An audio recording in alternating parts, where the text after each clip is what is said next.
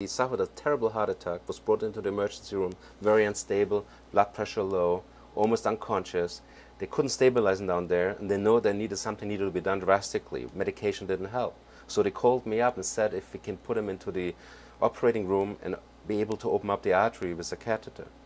Now on the way to the laboratory, to the operating room, the patient's heart stopped twice and needed to be resuscitated with defibrillation.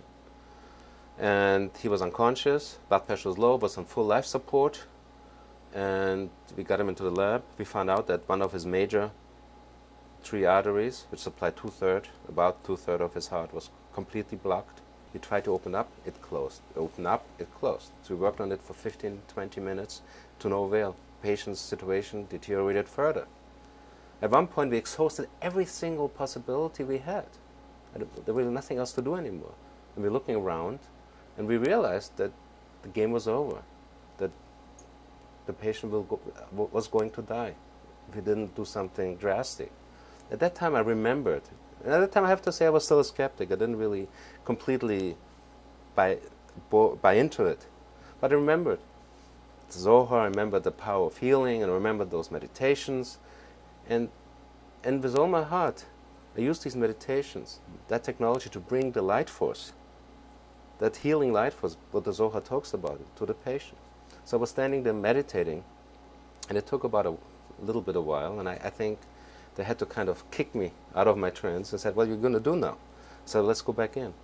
As soon as we went back into the artery, without even doing much, it just opened up in a way that the blood flow was totally restored. The patient woke up. The nurse next to me screamed out loud, resurrection of the dead.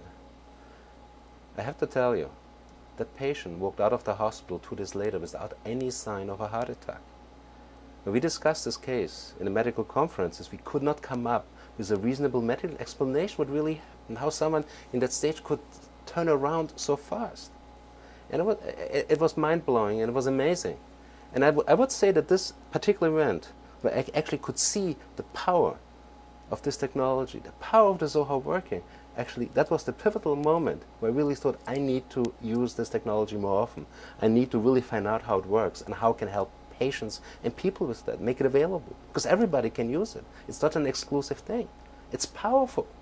And here it was, a patient who was supposed to die, who would be dead if it wouldn't be for that meditation. He walked out of the hospital without any sign.